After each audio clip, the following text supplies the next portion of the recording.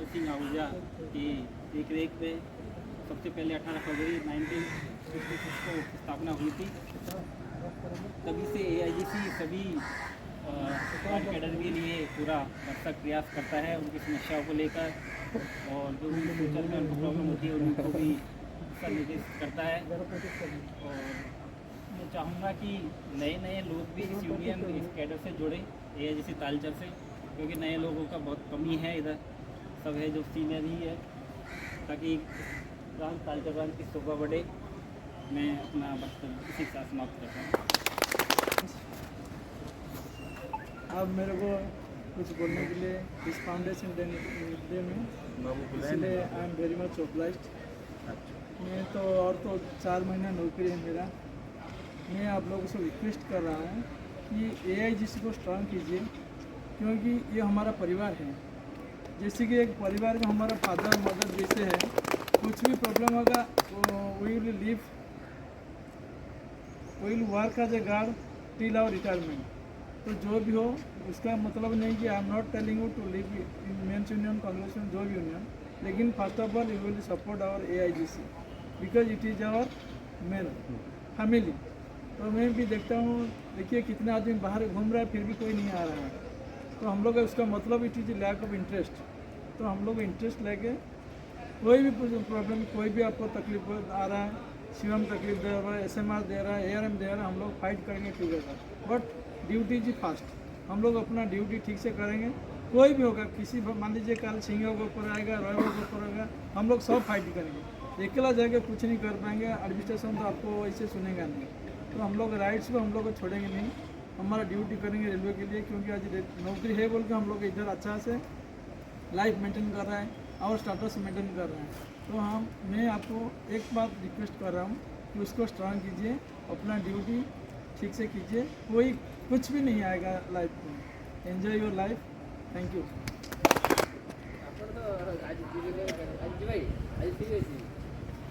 हाँ, हमारे बीच उपस्थित respected Shivayam sir, branch secretary PK Rai भैया और भी ऑफिस बेनर AIGC के सभी को मेरे तरफ से AIGC के 59th फाउंडेशन डे पर हार्दिक अभिनंदन। आज हम लोग यहाँ पे जुड़े हैं AIGC की हिस्ट्री के बारे में जानने के लिए। AIGC और AIGC तालचर। AIGC 18 फरवरी 1966 में गठन हुआ, लेकिन उसके लिए भी 8 साल की मेहनत लगी। 1957 से लेकर 1966 तक ऑल इंडिया कन्वेंशन करके, गार्ड्स कन्वेंशन कर 7 मीटिंग हुई। उसमें सबसे इम्पोर्टेंट थी 2 मीटिंग, एक 6th कन्वेंशन, एक 7th कन्वेंशन। 6th कन्वेंशन हुई थी बरेली में। वहाँ पर उस समय चुने गए थे PK चौधरी और उस समय के प्रिया गुप्ता थे AIRF चेयरमैन। उनके नेतृत्व में इस संगठन को आगे बढ़ाने की कोशिश की गई थी। फिर 7th कन्वेंशन हुआ आबू रोड में। आबू रोड में वहाँ पर ही पहली बार अतर सिंह आहूजा को चेयरमैन बनाया गया, उसके फाउंडर मेंबर बनाए गए। लेकिन 1965 में ये कन्वेंशन भी टूट गया। उसके बाद 18 फरवरी 1966 को पहली बार इंडिपेंडेंट AIGC का गठन हुआ, और वहाँ से लेकर आज तक धीरे धीरे एक सतत प्रयास के द्वारा AIGC आज यहाँ तक पहुँची है। इसमें सभी गार्ड भाइयों का योगदान है, और यहाँ तक पहुँचाने में जो भी हमारे फ्रंट लीडर हैं उनका योगदान है। उसके बाद आज से कुछ दिन पहले तक श्री SP सिंह, उन्होंने बहुत मेहनत की है। उसको आगे बढ़ाने के लिए डी विश्वास जी अभी सेक्रेटरी बने हैं, वो भी अपने लेवल से जो भी नया चीज़ करने की कोशिश कर रहे हैं वो कर रहे हैं। उसके बाद हम लोग आते हैं AIGC तालचर में। AIGC तालचर का गठन सूक्ष्म रूप से पहले था, वो बहुत छोटा कैडर उसमें था, लेकिन 2014-15 से जो नया RRB बैच आया, वो बैच AIGC तालचर में बहुत बड़ा योगदान दिया, और इस AIGC तालचर के गठन में उनका बहुत महत्वपूर्ण योगदान था। उसमें सबसे पहले सेक्रेटरी बने थे हमारे SS दास भैया। दास भैया ने 2015 से लेकर शायद 2021 तक 6 साल 7 साल वो बहुत अथक प्रयास से इस लेवल तक लेकर आए, और वहाँ से फिर आगे की जिम्मेदारी पीके राय भैया को दी गई और पीके राय भैया भी अपने बेस्ट कर देते हुए संगठन को अच्छे तरीके से चला रहे हैं। उसके बाद पीके राय भैया के कंधे पे भी जिम्मेदारी है कि वो नया बैच, नए लोगों से नया नेतृत्व निकाल कर ले आएँ और AIGC जिस स्पीड से चल रही है उस स्पीड को मेंटेन रखा जाए। होता क्या है कि कोई भी आप हिस्ट्री में राजवंश उठा कर देखिए, वो राजवंश कोई 100 साल, कोई 200 साल, कोई 300 साल, 400 साल के बाद वो ख़त्म हो जाती है, क्योंकि ये जब किसी भी चीज़ का जन्म इस नश्वर संसार पृथ्वी पे होगा तो उसका मृत्यु भी तय है। लेकिन उसके लिए हमें ये देखते रहना है कि हम आत्ममुग्ध ना हो जाएं। यदि हम किसी एक लेवल तक पहुँचे और वहाँ से मालूम चला कि नहीं यहाँ पर मेरे साथ कुछ कमियाँ रह गई, फिर इसको सुधार करें, उस सुधार के साथ फिर इसको ऊपर लेकर जाएं। ये ऐसा नहीं हो सकता है कि आपके हर समय अच्छे दिन रहेंगे। जब खराब दिन आएगा फिर आप आके अपने टेबल पे बैठ के उसको रीथिंक करेंगे, कहाँ पॉलिसी में कमी रह गई, पॉलिसी मेकर से मिल के बात करेंगे। और रही बात संगठन की, संगठन सिर्फ नॉलेज वाले से या फिर पैसे वालों से या भीड़ से नहीं चलती है। संगठन चलाने के लिए पैसे की भी ज़रूरत है, नॉलेज की भी ज़रूरत है, गुंडागर्दी करने की भी ज़रूरत है, आंख दिखाने की भी ज़रूरत है। सभी चीज़ों को मिलाकर संगठन चलता है। तो इसमें जिसके पास जो भी टैलेंट है, ज़रूरी नहीं है कि हाँ कोई शरीर वाले हैं तो उनको नॉलेज होगा ही होगा, या फिर जो कमज़ोर है उनके शरीर में क्षमता होगी को मार करेंगे। लेकिन चूँकि हम लोग इतने लोग आपस में मिले हुए हैं तो सबका थोड़ा कंट्रीब्यूशन जो है हमारे संगठन को बहुत आगे लेकर जाएगा। और उसके बाद मैं शिवानंद सर के बारे में बात कर रहा हूँ। सर 1990 के आसपास शायद गार्ड कैडर में आए थे और 1996 तक इन्होंने अपना योगदान दिया। 1996 के बाद सर यार्ड मास्टर बने। तो सर के भी दिल में गार्ड के लिए वो जगह है, क्योंकि एक पुकार पे आज भी देखे कि सर पहले पहुँचे और हमारे गार्ड भाई लोग अभी तक नहीं पहुँचे। ये सर का ये डेडिकेशन बता रहे हैं कि वो सिर्फ 6 साल में जो प्यार किया हम लोग के साथ आज तक वो चल रहा है। आज भी हमारे साथ छोटा मोटा भी यदि कोई घटना होती है तो सर उसको, हाँ यदि किसी की आदत, सर को मालूम है कि कौन आदतन की गलती करता है, कौन किसका जेन्युइन प्रॉब्लम है, तो सर उसी हिसाब से डांट कर डपट कर इसको ठीक करने की कोशिश करते हैं। तो उनका भी 2016-17 से सर CYM सर रहे हैं। 17 से लेकर आज 24 7 साल गुजर गए, सर का 4 महीना बचा हुआ है।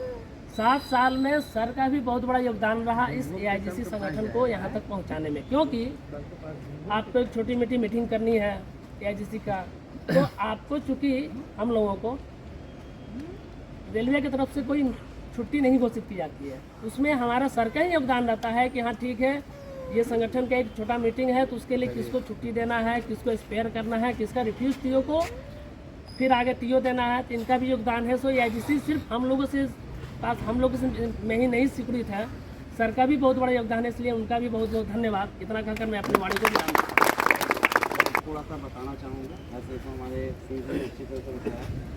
हमारा जो आज डी विश्वास जो जनरल सेक्रेटरी है उनके द्वारा एक स्टेटमेंट आया गया है, जिसको मैं एक्सप्लेन करना चाहूँगा।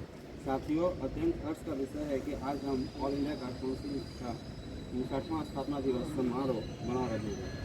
जैसा कि सबको विदित है कि आज ही के दिन 18 फरवरी 1966 को अत्यंत विषम परिस्थितियों में नई दिल्ली रेलवे स्टेशन के रिटायरिंग रूम में सरदार अत्तर सिंह आहूजा के नेतृत्व में हमारे पूर्वजों की सर्वप्रथम बैठक हुई थी। इसके बाद जो हुआ वह भारतीय मजदूर आंदोलन के इतिहास में सुनहरे अक्षरों में दर्ज है। AIGC सही मायने में एक स्वतंत्र गैर राजनीतिक और अनुशासित मजदूर संगठन है, जो ट्रेड यूनियन अधिनियम के अंतर्गत पंजीकृत है। भारतीय रेलवे के सभी 19 जोन और 72 डिवीजन में इसका विस्तार है। AIGC का स्वयं का एक समृद्ध संविधान है, जिसकी रचना डॉक्टर MM डिसूजा ने बड़े लगन और मेहनत से की थी। साथियों, आपने कभी सोचा है कि रेलवे में तमाम मजदूर संगठनों के होते हुए भी खासतौर पर गार्ड संवर्ग के लिए एक और संगठन की आवश्यकता क्यों पड़ी? ऐसी कौन सी परिस्थिति जिसने सरदार एवं साथियों का तत्कालीन रेल मजदूर संगठनों से मोह भंग किया और एक नए संगठन जो पूरी तरह से सिर्फ और सिर्फ गार्ड हित के लिए समर्पित की स्थापना के लिए प्रेरित किया? साथियों, एक प्रकार से कहा जाए तो AIGC का जन्म उस हताशा का परिणाम था जो रेल प्रशासन तथा मान्यता प्राप्त ट्रेड यूनियन की गार्ड कैटेगरी के प्रति जानबूझकर की जा रही अपमानजनक उपेक्षा से फैली थी, और जिसे हमारे सरदार ने में काफ़ी शिद्दत से महसूस किया था। उन्होंने तय किया कि हताशा की इस बात और वर्णन से निकलने में एवं गार्ड कैटेगरी को उसकी वाजिब हक एवं सम्मान दिलाने का बस एक ही रास्ता है, वह है संगठन का रास्ता। वह रास्ता जिसकी मंजिल में जो तय थी, किंतु डगर अनजानी थी, साथ चलने वाला भी कोई नहीं था, किंतु कुछ था, तो वह था भारतीयों भागीरथ का वो जज्बा जिसने माँ गंगा को इस धरती पर उतारने के लिए दिवस कर दिया था। सरदार यानी अरतर सिंह आहूजा जो थे एक सामान्य से दिखने वाले रेलवे गार्ड, किंतु अप्रतिम साहस व हौसले ने उन्हें भारतीय रेल तथा भारतीय मजदूर संगठन के इतिहास में किसी किवंदित के रूप में स्थापित कर दिया। साथियों, आपने दशरथ मांझी का नाम तो सुना होगा, जिसने अपने प्यार की खातिर अकेले ही विशाल का पहाड़ के काट कर रास्ता बना दिया। कुछ ऐसा ही सरदार ने भी किया। वह अकेला ही निकल पड़ा और संपूर्ण भारत की यात्रा पर जिस भी स्टेशन से वह गुजरता, वहाँ रखे लाइन बक्सों को देखकर उस गार्ड का नाम अपनी डायरी में नोट कर लेता और कुछ महीनों की यात्रा के पश्चात उसके पास बहुत सारे गार्ड बंदियों के नाम एकत्र हो गए। वापस आकर उसने उन सभी लोगों को हर ज्ञात गार्ड मुख्यालय के ब्रांच सेक्रेटरी AIGC के नाम से पोस्ट कार्ड लिखा और उनसे फरवरी माह के तीसरे हफ्ते में दिल्ली आने का आह्वान किया।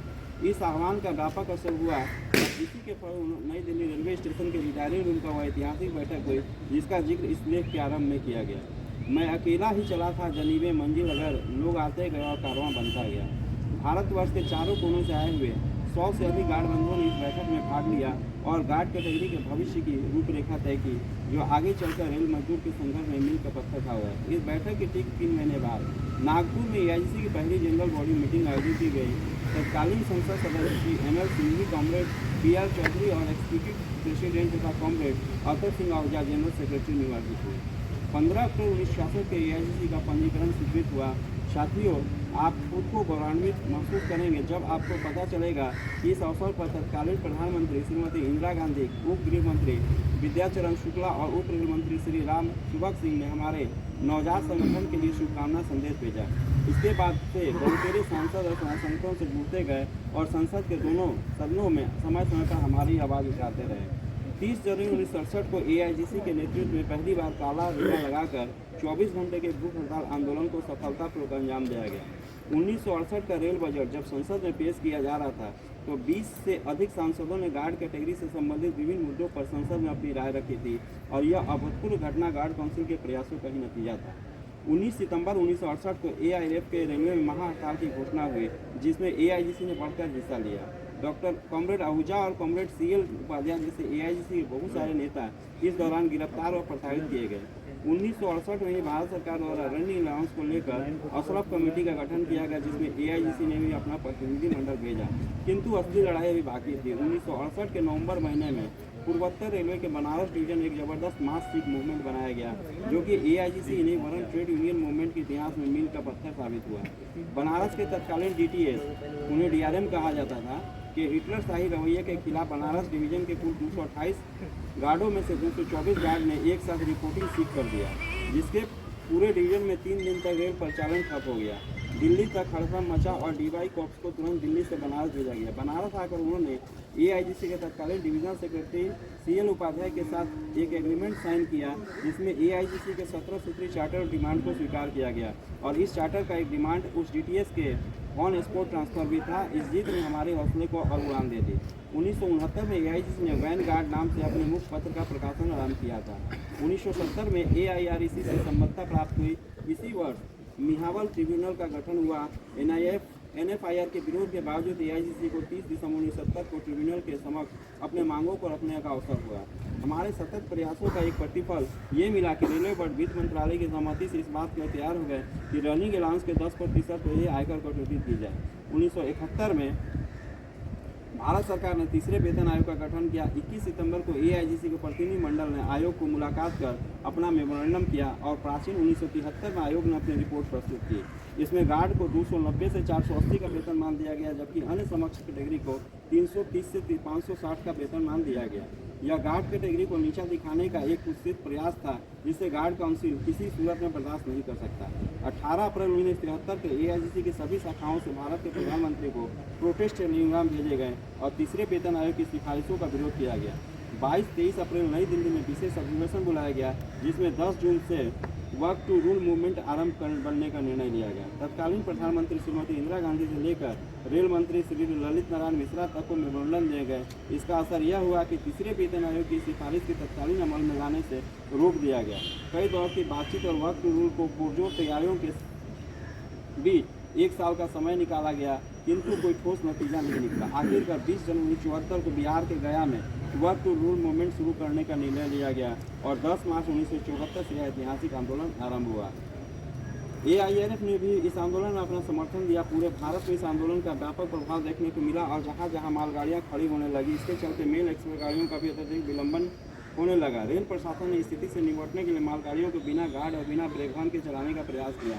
कहीं कहीं गार्ड के स्थान पर चतुर्थ श्रेणी कर्मचारियों को बैठा गया, किंतु स्थिति दिन प्रतिदिन बिगड़ती चली गई। सबसे अधिक प्रभाव ईस्टर्न और साउथ ईस्टर्न रेलवे में देखने में मिला, जहाँ कोयले की आपूर्ति पूरी तरह प्रभावित हुई। बहुत से कारखाने से उत्पादन ठप हो गया। इसी बीच AIRF ने आंदोलन में अपना समर्थन वापस ले लिया और जब आंदोलन तोड़ने के सारे हथकंडे फेल हो गए, तब जाकर सरकार ने कानून पर जू रेंगी और 1974 को तत्कालीन रेल मंत्री मोहम्मद शफी कुरैशी ने AIGC के साथ एक समझौता पत्र पर हस्ताक्षर किया, जिससे हमारी मांग को मान लिया और साथ ही आंदोलन में शामिल किसी भी गार्ड के खिलाफ कोई भी कार्रवाई नहीं करने का आश्वासन दिया। इस साल की एक बड़ी घटना है AIRC का वर्क टू रूल और ANCC all India strike. AIGC ने दोनों आंदोलन में बढ़ चढ़कर भाग लिया। सेंट्रल और वेस्टर्न रेलवे के गार्ड और मोटरमैन ने सामूहिक रूप से बॉम्बे की उपनगरीय रेल सेवा को रोकने का निर्णय लिया और अक्सर मुंबई ने इतिहास में पहली बार देखा कि 3 मई की आधी रात से अगले 24 घंटे तक एक भी ट्रेन नहीं चली। इस आंदोलन में 22 जनवरी अधिक गार्ड जेल में डाल दिए गए, प्रताड़ित किए गए और कुछ को तो नौकरी से भी हाथ धोना पड़ा। 22 मार्च 1976 को रेलवे बोर्ड ने एक आदेश निकाला, जिसके अनुसार रनिंग स्टाफ को मिलने वाले रिटायरमेंट बेनिफिट को 75% का घटाकर 45 पर गया। हालांकि तीसरे वेतन आयोग ने इसे 75% AIGC ने तत्काल एक विरोध पत्र रेल मंत्री कमलापति त्रिपाठी को भेजा। अनुशासन के सिवा कुछ और न होता देख समय बीतता जा रहा था। वर्क टू रूल आंदोलन के फलस्वरूप पूरे समझौते को लागू करने में सरकार टाल मटोल कर रही थी।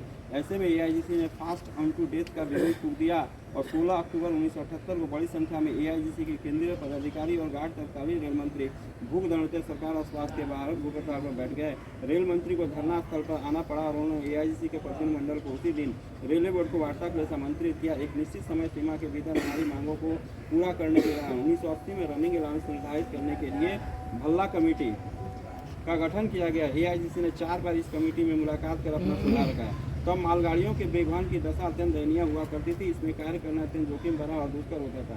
अतः अप्रैल 1980 में लखनऊ अधिवेशन में निर्णय लिया गया कि 10 मई तक ब्रेकवान की स्थिति में सुधार नहीं किया गया तो मालगाड़ियों का परिचालन पूरी तरह से रोक दिया जाएगा। इसका आशय नोटिस रेल मंत्री को दिया गया। अतीत में किए गए हमारे सफल आंदोलन का प्रभाव था कि रेल मंत्री ने तत्कालीन मेंबर मैकेनिकल को आदेश दिया कि उन्होंने 2 मई को AIGC के साथ मिलकर यथाशीघ्र ब्रेकवान में आवश्यक सुधार के आदेश जारी कर दिए जाएंगे। 22 फरवरी 1981 को AIGC ने नई दिल्ली में एक सेफ्टी सेमिनार का आयोजन किया, जिसका उदाहरण तत्कालीन रेल मंत्री ने केदार पांडे को किया। इतिहास में यह पहला अवसर था जब किसी मजदूर संघ ने सेफ्टी सेमिनार का आयोजन किया। तो इस टाइप की हमारे इतिहास AIGC को बहुत है।